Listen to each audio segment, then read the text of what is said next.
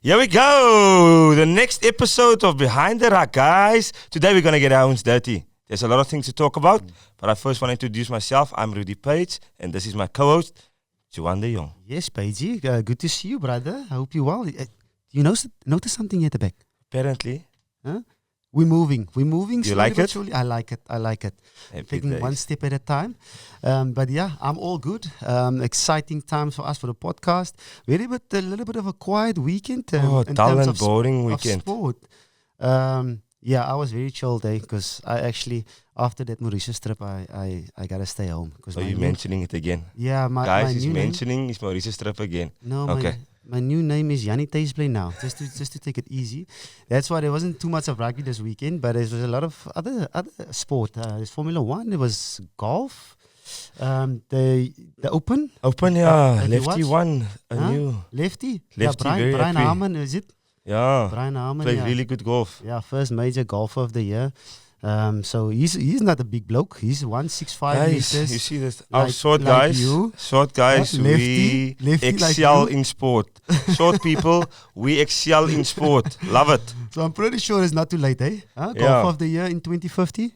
I must say, I don't enjoy weekends where there's no rugby. I get itchy. I get so itchy.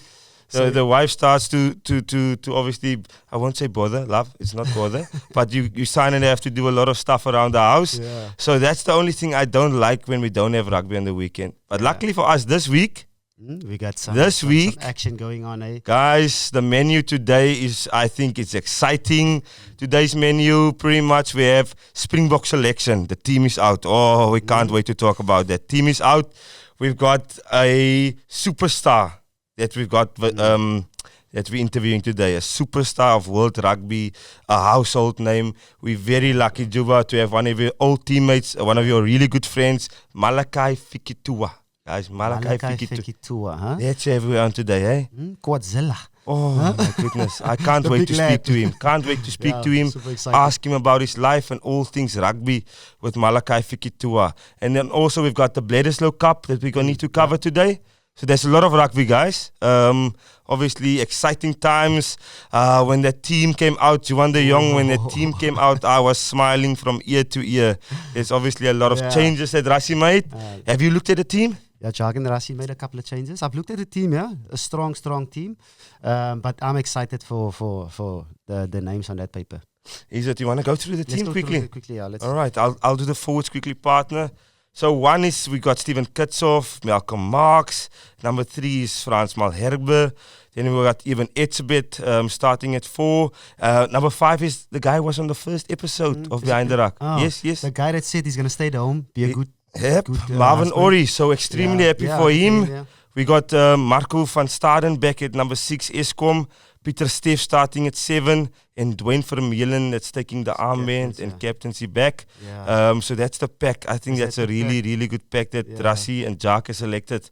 Super pack. Moving into the Razzle Dazzle boys, the guys with the X Factor. So we got at 9, we got Grant Williams. At 10, we got Mani Lebok, Kurtley Arendse, and Cheston Colby on the wings. Fire. Gonna dig deep into that. Damien de Allende at 12, Jesse Kriel at 13, getting his chance, and Willie Leroux at 15. And then Bomb Squad. Also a very strong bomb squad. Yeah, bomb squad is always, I think that's probably the strength of our team. Always the bench, the quality that we have on our bench. It's going to make a massive difference, yeah. But I want to talk about the notable changes, Jua. Yeah, there's a lot of changes, yeah. Because I've had a look at this team, so I'm still figuring out what is Jacques and Rassie doing in terms of planning for the World Cup. If you look at this team, it looks for me like a good combination of the first game against Australia and the second game against New Zealand, trying to get their best players and combinations out there. But there's also a few guys and opportunities and that's been given, especially at the centres. Yes. But the most important changes and excitement I have is number 11, number 14. What do you see? I see feet. I see superstars. I see guys who are currently on fire. I tell you what I see is go Power Rangers. The boys are back, and that's what I want to see. That's something everyone wants to see. The excitement. When you say the Power Rangers, you mean the boys with the Scrumcaps? The boys with the Scrumcap. I'm with you. On the left corner, we have Arendse, the blue Power Ranger. In the right corner, we have Colby, the red Power Ranger. from Dangerous. Toulon. Very dangerous, yeah. But it's good to see because usually when it comes to wingers, you always have a balance inside the wingers. On the left or on the one side, you always have a strong, big wing. And on the other side, you have a rapid, nippy type of wing. And that's through all the years, from the Jonah Loma to the Jeff Wilson, even in South African rugby as well, with JP Peterson being nice and strong and Brian Abena being a speedster, having that X-facting, stepping and filling. Even Brayton and Slapchips. Exactly. Yeah, I get where you're coming from. That's a proper throwback Thursday, that. Yeah. But yeah, you understand what I'm saying? So that's super exciting to see. So especially the two of them, they've done incredible work. They're on super formed. Curtly they're on fantastic form. Well, against Australia, we got Cheslin that played well against New Zealand. It's just awesome to see them being back as a combination, and hopefully that it can work, because that's something we can maybe look at when you play against Australia, against Scotland and Ireland. Those two big games when it comes to the Rugby World Cup. I must say, I'm extremely happy with this team. I think Jacques and Rassi's got the balance between having a physical pack, big dominant physical pack, and an elusive backline. Even though between 9 and 10 we might not have the amount of caps and the experience and all of that. You're excited about that 9, eh? Oh man, I'm excited. That smile from ear to yes, ear. I must say, I don't want to sound biased, or viewers. I don't want to sound, but I'm honestly such a big fan of Grant Williams, Juan. Yeah. What do you think of, and the combination in terms of them being inexperienced at 9 and 10 and them gelling together? I think this might be their first or second game together. Obviously, they've played previously together at the Sharks when they spent time together at the Sharks, so they're not new to each other. It might be a level or two up from when they've obviously played together. But I mean, one thing they've got in their corner is they are on excellent form. They don't have to doubt their game. They've got ample amount of minutes under the belt playing 9 and 10.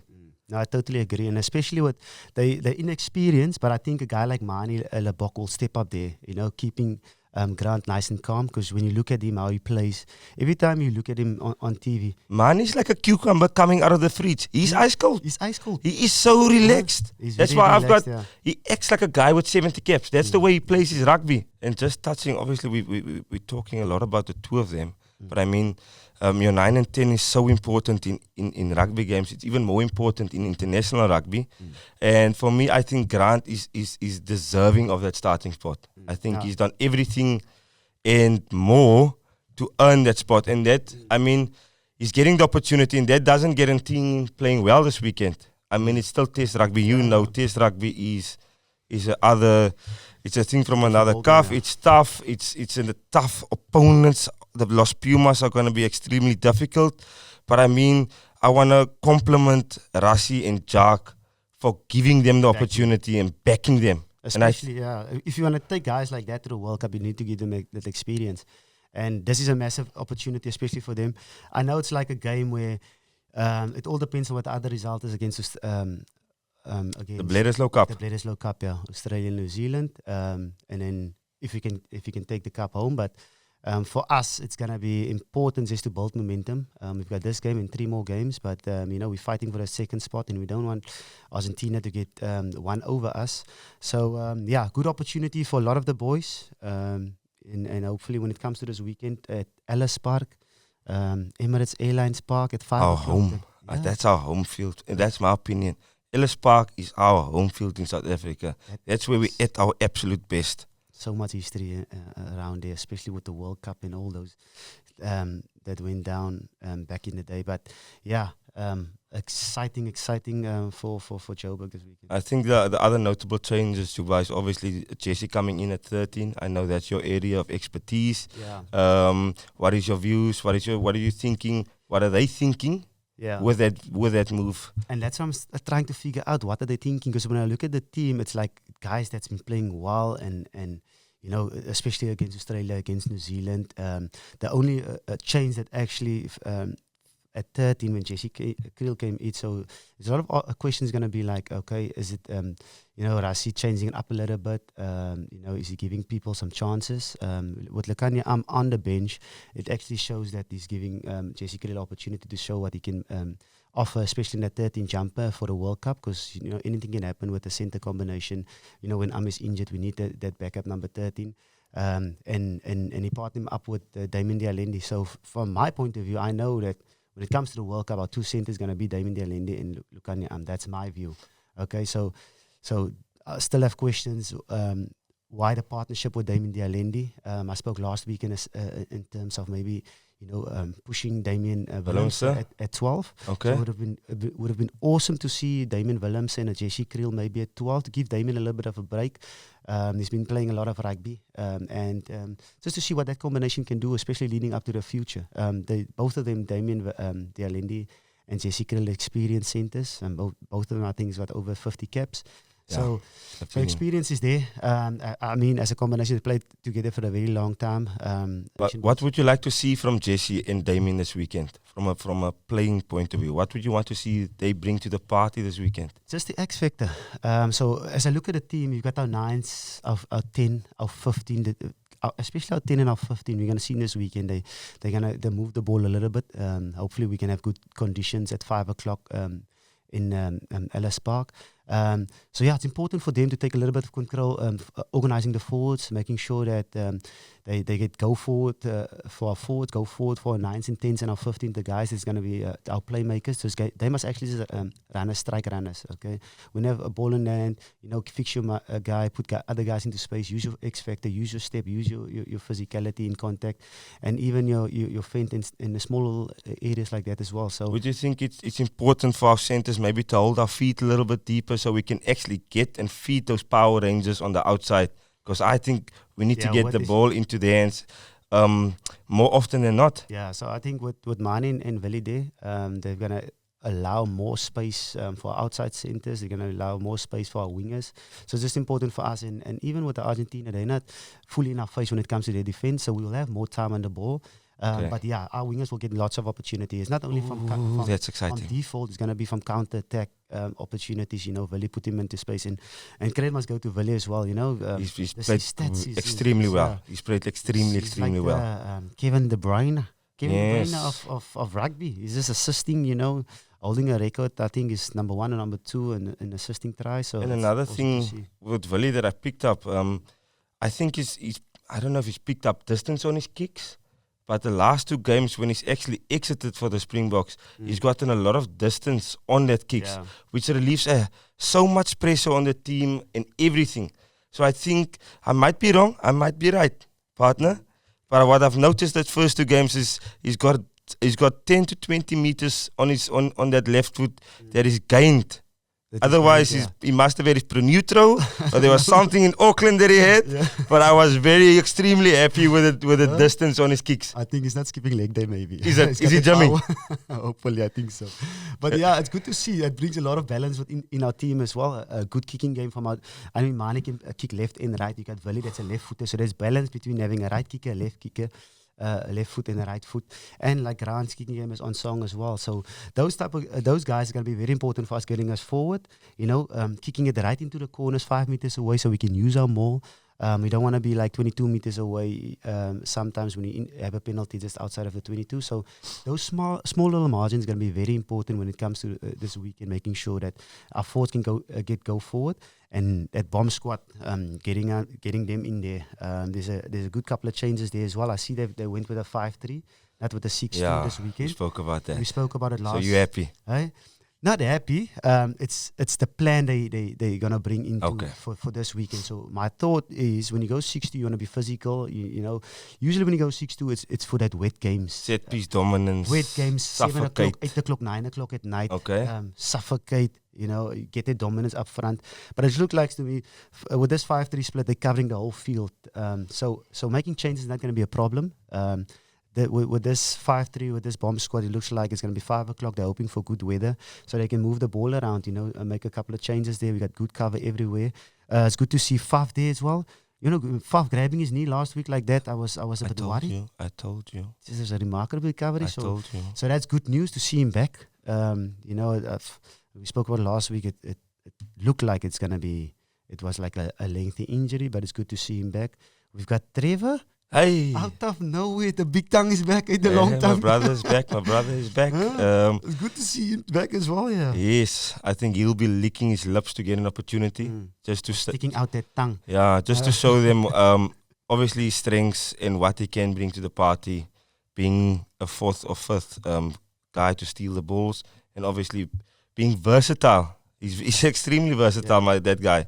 Plays loose head, plays tight head. It's like a center and a props. Yeah, so I think that gives Rassie and Jacques obviously good options going to the World Cup. That's a nice thing about the two of us, eh? We can speak about it, but we're not in that hot seat making the decisions. It's gonna be, you can only take so much. Like we said last time as well, you can only 3 scrum halves get. It's extremely difficult. 5 brilliant scrum halves, so that's going to be a tricky. So it's a lot of planning that's still going to go into the squad. I mean, there's guys like Jaden that still needs to get the opportunity. And Sia's also still injured. Sia's still injured. We would like to know, see if he will get back. Playing a little bit of warm-up games. It's tough to just come back from injury and play a massive game. Yeah, you need to get that rustiness a little bit out of your system. So that's question marks we have from that. See where Jaden is at, and some of the boys that Jacques and Rassie maybe think it's an option for the World Cup. Dwayne being captain this weekend. Yeah, it's good to see. It's good to see, and credit must go to the coaching staff, just relieving even a little bit of that pressure, especially after the past couple of weeks. Tough couple of weeks. Yeah, it's tough. It's a lot of pressure when it comes to that captaincy. Dwayne can handle it. I felt it. I've seen it in 2015 at the Stormers when I was his vice captain. How he. Thanks for dropping that in there. Thanks for dropping that in there. No, I just want people to understand all good. the feel of it. But just to his calmness and getting the people all calm, getting the people on the right track for him. It's black. It's white or black for him. There's no grey area. So he's straight and narrow to his point, and it's good to see he's taking that ownership away from Evan a little bit in this time, because it's important for Evan just to focus a little bit on his game. Focus obviously family first, but just focus on his game and his form and leading up to the World Cup. So yeah, because when it comes to captaincy and all the pressure that goes with it, because a lot of people just think captaincy is you flip a coin, which side are we playing, and let's go. Palato. Yes, but it's leading up to. Let me explain to you quickly. Leading up to the whole to the week of the game, being that captain into that role, it's a lot of pressure onto you. Starting on that Monday, making sure the roles and responsibilities on play, the motivation. What do you want to feed through for the whole week? You come to Friday, you've got your captain's run, and that's your training session. That's an hour where you spend with the team. You need to know all the calls, and it's not about the calls. It's about where on the field it should be. What's our timing like? What's the feel of the game? Are we in front? Are we behind? Are we going poles? All those type of things. When it comes to game day, even as well. It's pressure there. You're an hour before the time you get to the field. Maybe you've got interviews. You got a coin toss, and with the coin toss, you need to understand what is the weather like, what is the wind like. Kickoff, which side are we gonna receive? So it's like being a parent. A lot of responsibilities. A lot of responsibilities. Okay, I get you. And then you need to have your head clear as well, because you need to get a good message over to the boys. Because a lot of the time, it's not about being a man of 1,000 words. You got to lead by example. And I think that's what he does probably the best. I focus on one thing. I have not seen him play a bad game in a Springbok jersey. 100%, and I think that is what stands out, especially from Dwayne from Millions play. So I'm confident that he will lead the boys really well this weekend. Really well, yeah. And so happy with the team? I'm super happy with the team, yeah. Good to see Mark Eskom getting his chance, because he Reward. He played well against Australia, and especially in that jumper, like we spoke now about Sia being injured, and we're not sure is he gonna get back. So Eskom's whole role and responsibility there is to steal us some ball. Slow down, break down. But give us defense time to set. We still have Malcolm and all those boys that can steal the ball, that putting a lot of pressure off him, so he can run a little bit as well. So the balance is good, and I like the 7 and 8. I like everything about this team. Steve is a guy that actually picks himself, because his form that is in the unseen work and the stuff he's been doing for the Springboks, for his club, it's unbelievable. You don't get a 7 at all the type of work rate and just move around the park, being physical, getting in the right spots, in the right areas at the right time. So it's good to see the 7 and 8 being stable. So we'll see how Marco and Eskom complements that 7-8. Then we gotta go to the other side. we're playing against Los Pumas. They just come off a victory over Eddie's team. Confidence is high. Confidence is high. They've spent a few weeks together now as well. Mm-hmm. Remember, they don't have that Super Rugby team anymore. Yeah. So the first game against the All Blacks, that was the first time they've spent together as a squad. So this is 3 weeks into the tournament. Do you think they'll be even better than what they was against Australia versus South Africa? Or is Ellis Park going to be too much to handle? Personally, for me, the confidence is high. They're gonna come here fighting. You know, they had a knock against New Zealand in New Zealand, so they know they're away. When they play that side, they struggled a little bit, but they had a good win against Australia, which gives them a lot of confidence. And playing at Ellis Park against the Springboks and against a team like this, they know it's gonna be a bumpy and a tough ride. But I'm confident about this team, you know, blasting the Pumas off the park. Springboks. Blasting the Springboks. The Springboks blasting the Pumas off the park. Got you. I'm very confident about that. With this team, with this X factor, with this balance in the squad, it's going to be a crack of a game. So I'm excited to strap myself in for 5 o'clock here. I'm just obviously over the last few years, the Pumas do well when they're disciplined in the game is well. Then they're competitive. They're a tough team to put away. So I would like to see Lavanini and those boys, what their discipline looks like, their emotions. Will they be able, because they're a very passionate, emotional team, would they be able to transfer that passion and emotion into a constructive way of playing rugby? Or is that passion and emotion going to take them more to the negative, undisciplined, costing yellow cards, allowing the Springbok to get set-piece dominance, playing in the right half of the field? So that, for me, is the thing I'm looking forward to the most, to see what Argentinian team is pitching up. Yeah. Is it the undisciplined one, getting 2 to 3 yellow cards? Or is it the disciplined one that is transferring that passion and that emotion into making it as tough and as impossible for the Springboks this weekend? For me, it's what the Springboks allowed them to do, especially the first 20 minutes. We didn't get the first 20 minutes right against the All Blacks, but if we're gonna get it right against Argentina the first 20 minutes, and when we give them a tough time, they're gonna be like, okay, cool, let's just go and see what's gonna happen. But once you give them that first 20 minutes and their tails are up and they're getting that momentum and they get that ball rolling. And then that emotions is going to kick in, and it's going to be a tough day at the office. Then the game is going to be close. So we don't want that. We don't want that. No, we don't want that. Not the same that we had against the All Blacks. We want that first 20 minutes come out. You know, hopefully we'll get a sellout stadium at the Ellis Park, like against Loftus. We want to see that. We want to see packed stadiums in South Africa supporting Springbok rugby. We want to see that party atmosphere, guys. It's important we support our rugby teams, all right? A little bit of a bring and braai, Whatever. So that's gonna be good. But Michael Cheika is a good coach. Smart, very smart coach. Coach, very dominant, and he's also like, you know, it's rigid, straight and narrow, and no nonsense type of coach. That's what he looks like. That's what I've heard. But he's gonna come out with plans, the same like the All Blacks came with plans. You know, with that kicking game, put us under pressure a little bit, and some teams are. Everyone is learning and everyone is watching, and you know, hopefully there's a lot of information out there currently in sport, eh? That can go both ways, because if you look at the world ranking as well, guys are jumping up and down.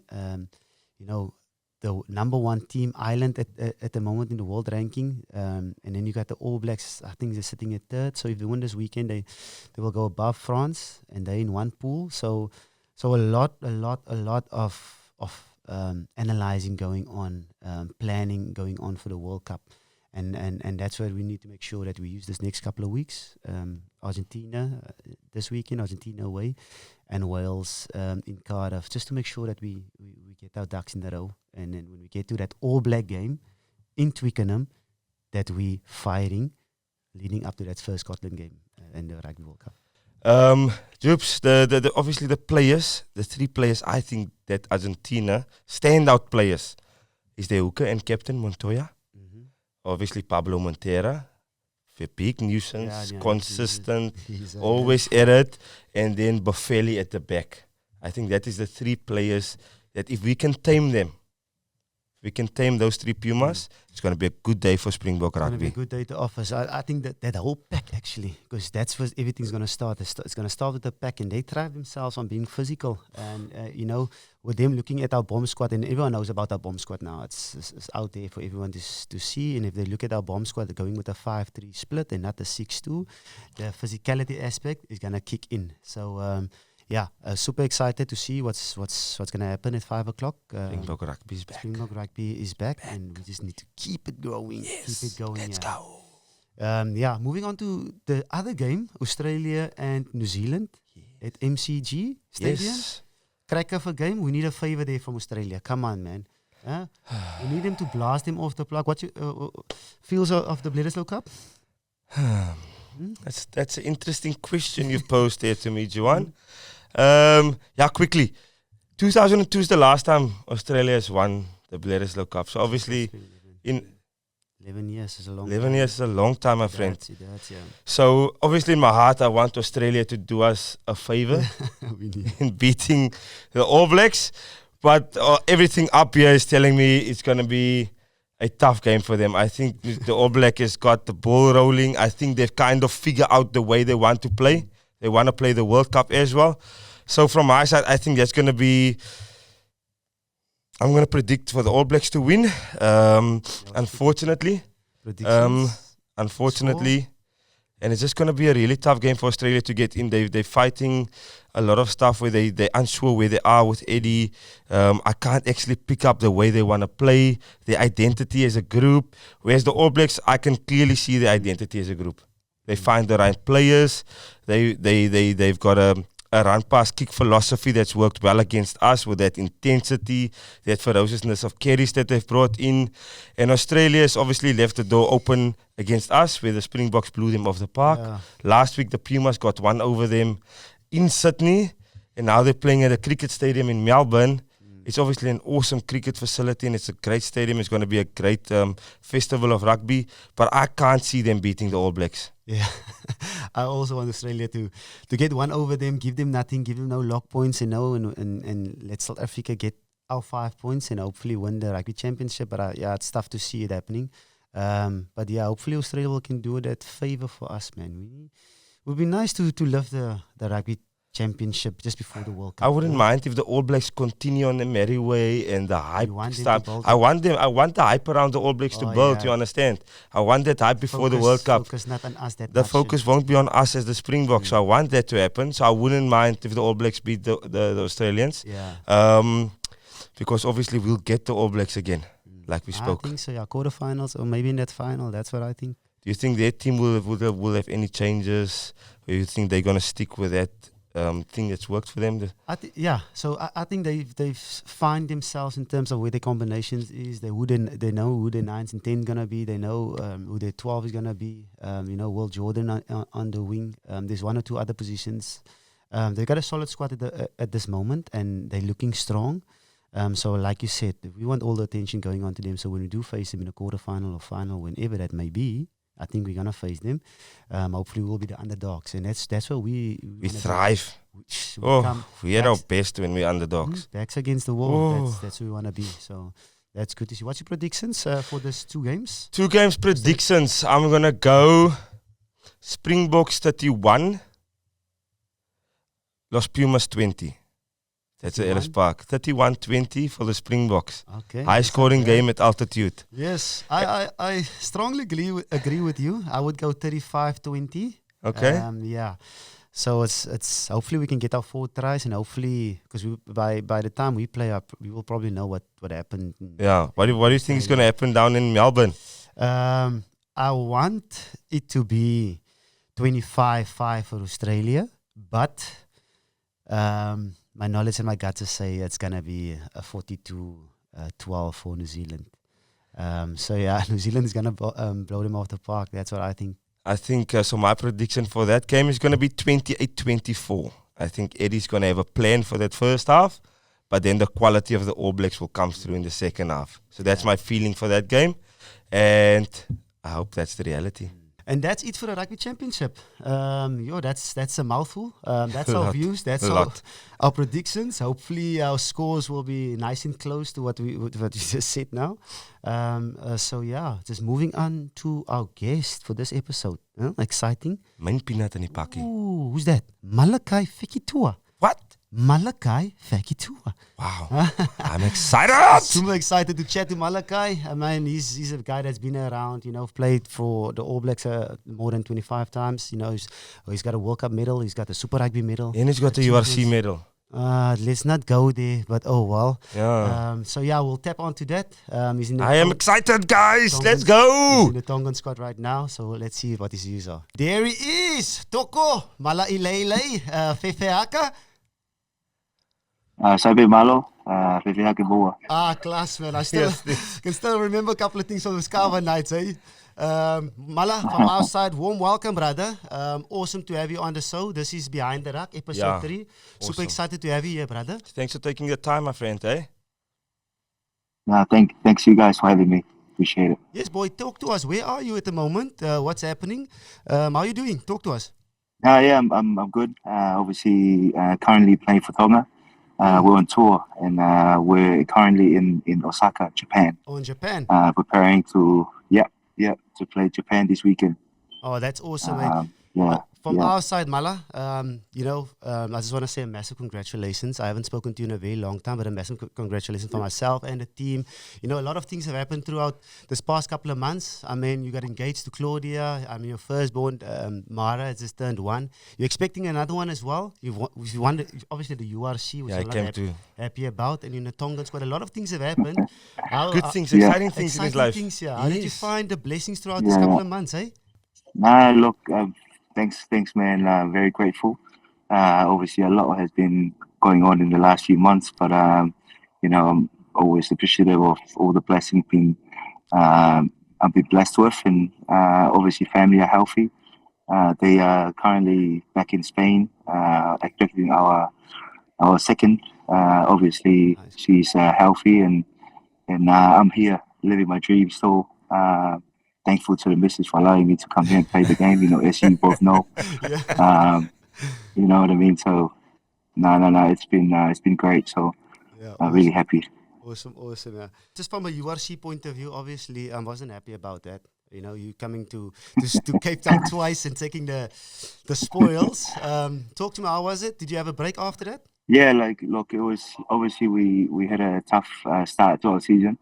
And obviously, the Stormers, you boys, were obviously favourite, played at home, and obviously better players, better team, And I thought we came out, gave it everything, and got lucky in the end. But look, it's been a humbling experience. These wins doesn't come around often, as you both know about rugby. Probably one of my highlights of my career. That one, obviously, away. It's always harder playing in South Africa, but lucky enough to come away with the win. So, I think, Mala, a lot of South Africans, a lot of Cape Town people obviously want to ask you, want to know.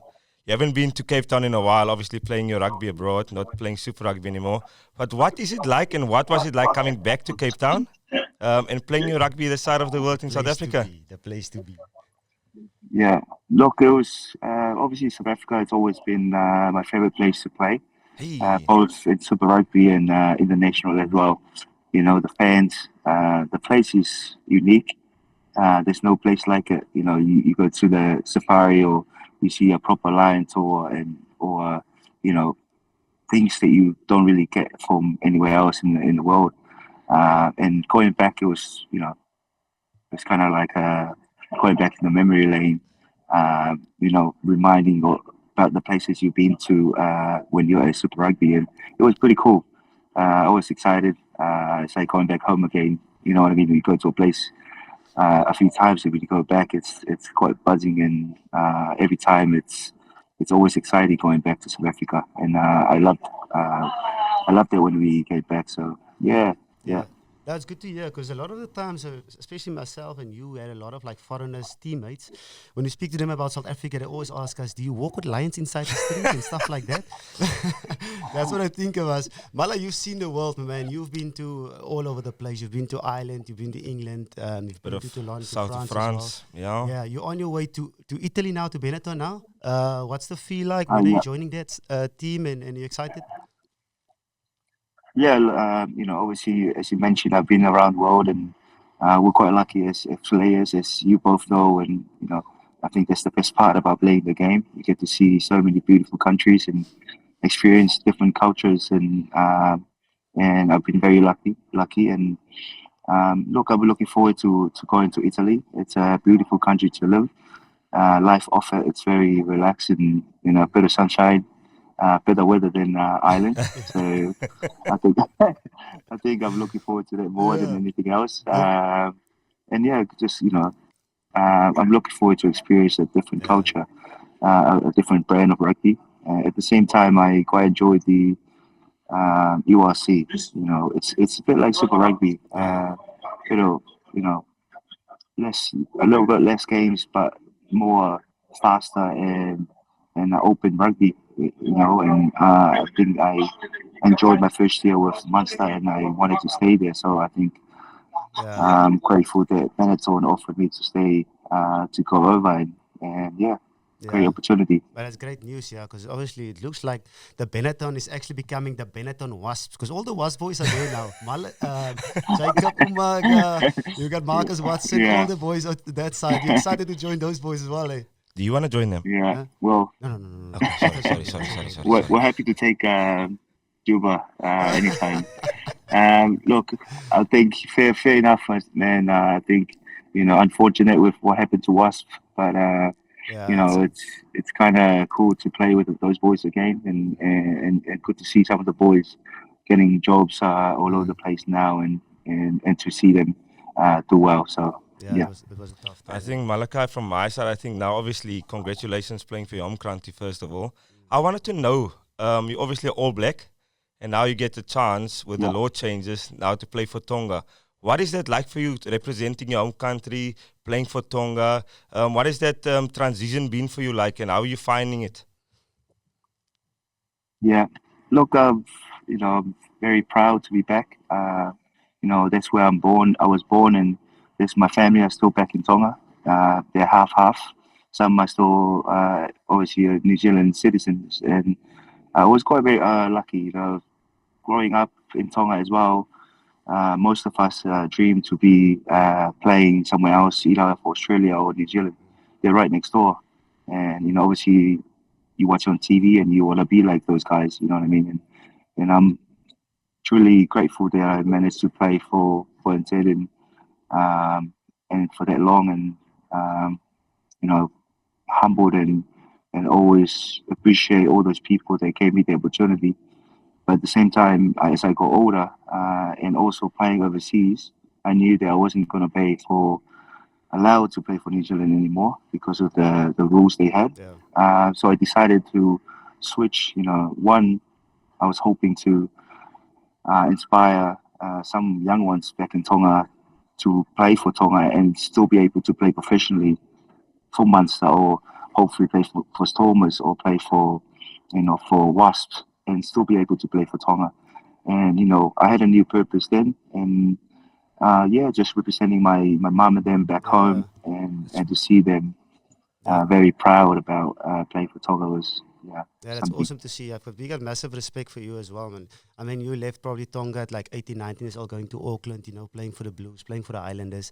And like looking at 2 weeks ago, I was checking your Instagram, just seeing those posts, you taking some photos with your family members, people that supported you for a very long time in that warm-up game against Australia for a very long time. It's just nice to see, going back to your home country and, spending time with them and giving back. Because we all know the struggles when it comes to, rugby. For the first couple of years before you make it, it's always a struggle. But it's very good to see, and it's good to see that you're doing well, and you everything is all going well in the camp. So you guys are playing a couple of warm-up games now. I've seen you've played Australia A, Fiji last weekend. And what is the prep like for leading up to the World Cup? Yeah, look, it's I think we we're doing well. We played well against Fiji. Obviously, they won, but looking at ourselves, comparing to last a couple of campaigns, we improved massively as a whole, as a team. We're connected now, especially when we get. We're 2 weeks in now into our campaign, so we're slowly getting better. You know, we don't have the luxury of the tier one nations to have camps and stay in nice hotels and get times. Economy. You know, yeah, better. You know, we don't get the better numbers of people working for us, if you know what I mean. Yeah. Like, so whatever we got, we get. We try and make it work. Whether it's physio, we got one physio for 30 people here in Japan, trying to look after all of us. Poor guy. That's some big and then bodies. there's one That's some big bodies, Juan. analyst is there. Yeah. So all the things play a part, but look, we keep working, and boys are working hard and try to make sure that we come together and hopefully make, hopefully we can prepare as well as we can so we can do well in the World Cup, and it's going good so far. Just for the eyes, obviously you guys' eyes are all focused on the World Cup. I would like to know from Tonga, obviously being the underdogs in that horrible group. What is your expectations, Malakai, as a group? Have you Tonga. looked at Pool B, Yeah. I think if I was Scotland and the other teams, I wouldn't want to play Tonga. That's my personal opinion. But what from your guys? What is your expectations going into that group for the World Cup? Yeah. Look, you know, it's obviously they say it's a pool of death. You know, it's all the look at Ireland and yourself, South Africa and Scotland, all both at the top, and for us, we just want to make sure we do our people proud and play really well, and obviously it's unrealistic to beat South Africa and Ireland, but at the same time we'll give it our all, and hopefully we'll take down Scotland at some or even get close. But look, it's going to be tough, but we're going to put everything we have against those games, and I think anything can happen when it comes to World Cup, and by then we'll have enough time to prepare, and hopefully, like I said, hopefully we do well. Yeah. That's important. Yeah. From my side, obviously the prep and everything went well for you guys so far. Everyone is prepping nice and hard. But the 1st of October, that's Sunday in Stad Marseille, is it? So you guys are playing the Springboks. Yeah. So that is something you guys are looking at, eh? And because everyone has said it's the pool of death, and you mentioned it now, but I actually say it's the pool of harder, because when you came back, Charles Pieter was there. They loaded. Yeah, Tonga is loaded. Tonga is loaded with quality rugby players. So that 1st of October is going to be a crack of a game. How are you guys preparing for that? Yeah.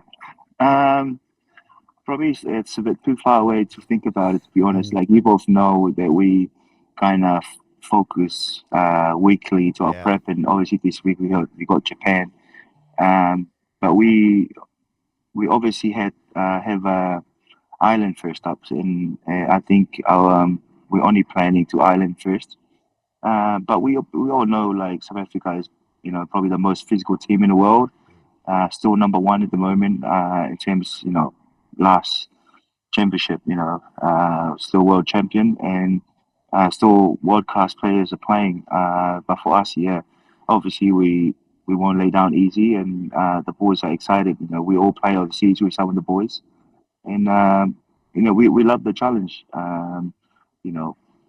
Like, we would love to do well, and look, we're all excited as well. I think that's all I can say, because we haven't really talked about the first game against South Africa, to be honest with you both. Sometimes you gotta focus what's in front of you. Yes. It's very difficult sometimes to do that. You get carried away in life.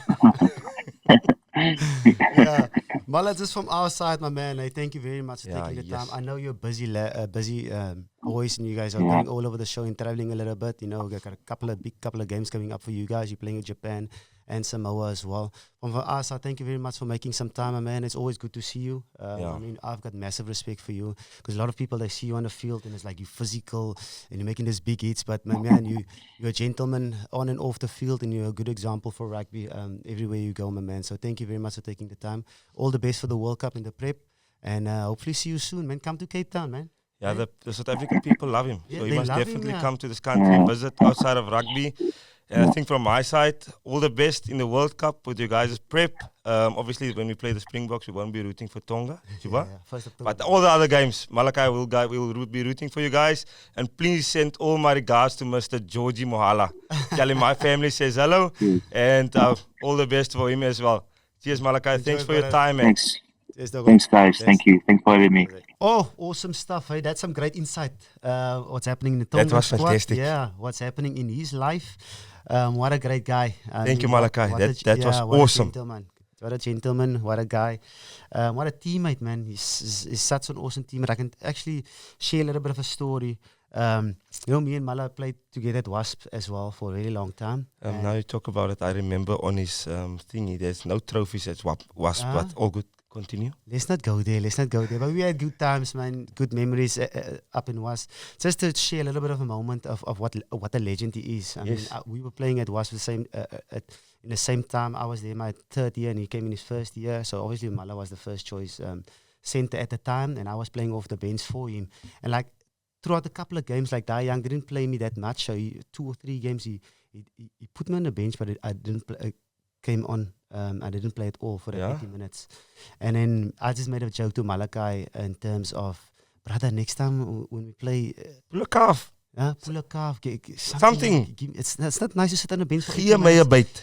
Sit on the bench for 80 minutes and not get a show. And then the one moment that shocked me actually is when we played Bristol, up in Bristol.